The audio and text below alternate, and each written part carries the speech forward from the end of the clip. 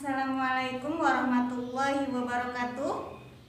Apa kabar semuanya? Semoga dalam keadaan sehat walafiat. Amin ya robbal alamin. Tetap jaga kesehatan, tetap jaga stamina, dan pastinya stay at home.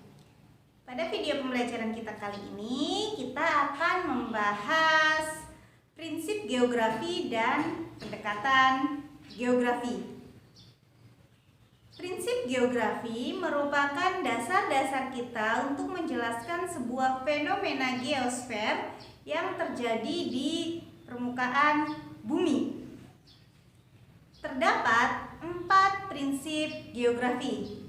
Yang pertama ada prinsip persebaran, yang kedua ada prinsip deskripsi, yang ketiga ada prinsip interrelasi, yang keempat ada prinsip korologi. Kita akan membahasnya satu persatu. Yang pertama, prinsip persebaran. Prinsip persebaran digunakan untuk menjelaskan sebuah fenomena geosfer yang terjadi di permukaan bumi yang tersebar secara tidak merata. Jadi contohnya kepadatan penduduk. Seperti yang kita ketahui, Indonesia itu jumlah penduduknya banyak, akan tetapi persebarannya tidak merata. Jumlah penduduk lebih banyak berada di wilayah Pulau Jawa. Mereka lebih berkumpul di wilayah Pulau Jawa. Ya, sedangkan di pulau-pulau yang lainnya seperti Pulau Sumatera, Kalimantan, Papua dan lain sebagainya itu cenderung kepadatan penduduknya itu terbilang rendah. Nah, seperti itu. Atau bisa juga persebaran flora fauna. Bisa juga prinsip persebaran ini digunakan untuk menjelaskan persebaran fenomena bencana alam. Contohnya seperti gempa bumi. Bencana alam gempa bumi di Indonesia kerap sekali terjadi di wilayah Sumatera, Jawa. Nah, hal tersebut dikarenakan adanya lempeng-lempeng tektonik yang ada di bawah permukaan Pulau Sumatera dan Jawa. Nah, seperti itu. Jadi persebarannya tidak merata di seluruh wilayah Indonesia. Ataupun persebaran kabut asap. Bisa juga persebaran curah hujan, persebaran bencana alam banjir, dan persebaran-persebaran lainnya. Nah, kemudian yang kedua ada prinsip deskripsi. Prinsip deskripsi digunakan untuk menjelaskan sebuah fenomena geosfer yang terjadi di permukaan bumi secara lebih terperinci. Nah, di sini prinsip deskripsi itu menjelaskan sebuah fenomena itu secara lebih detail. Biasanya ditandai dengan adanya data tambahan berupa grafik, tabel, ataupun peta, gambar, dan lain sebagainya. Ya, jadi data-data pendukungnya. Contohnya, kabut asap yang terjadi di wilayah Pulau Sumatera, Pulau Jawa, maupun di area negara Malaysia itu diakibatkan oleh kebakaran hutan yang terjadi di Pulau Riau. Nah, di Pulau Riau terdapat 625 titik api yang menimbulkan asap dari kebakaran hutan tersebut. Kemudian, kebakaran hutan menyebabkan banyak korban jiwa, menyebabkan kerugian material sebesar berapa miliar contohnya. Nah, seperti itu. Jadi ada data-data penunjang untuk menjelaskan sebuah fenomena geosfer yang terjadi di permukaan bumi. Nah, selanjutnya prinsip interrelasi. Jadi prinsip interrelasi itu lebih ke hubungan sebab akibat, menjelaskan sebuah fenomena geosfer yang ada hubungannya dengan sebab akibat. Jadi contohnya tadi, kabut asap di negara Malaysia diakibatkan oleh Pulau Riau, hutan di Pulau Riau di Provinsi Riau itu terjadi kebakaran. Nah, seperti itu. Jadi adanya hubungan sebab akibat. Atau contoh banjir. Nah, banjir di Jakarta itu diakibatkan oleh yang pertama intensitas curah hujannya yang tinggi. Yang kedua, sistem drainasenya yang tidak baik. Yang ketiga, alih fungsi lahan di daerah yang lebih tinggi. Nah, seperti itu. Jadi adanya hubungan timbal balik sebab akibat antara satu fenomena dengan fenomena yang lain, yaitu fenomena banjir dengan fenomena curah hujan yang tinggi, fenomena banjir dengan fenomena sistem drainasenya yang kurang baik, fenomena banjir dengan fenomena alih fungsi lahan di dataran tinggi. Nah, itu adalah menghubungkan kedua fenomena. Kemudian prinsip yang ketiga, prinsip korologi. Prinsip korologi itu adalah gabungan dari ketiga prinsip yang tadi sudah dijelaskan. Ya, jadi di dalam prinsip korologi itu ada prinsip persebaran, ada prinsip deskripsi, ada prinsip interrelasi juga. Jadi contohnya kita ambil banjir ya. Korologi mulai dari persebaran. Jadi banjir di Jakarta itu terjadi di wilayah Jakarta Utara dekat dengan pantai ya.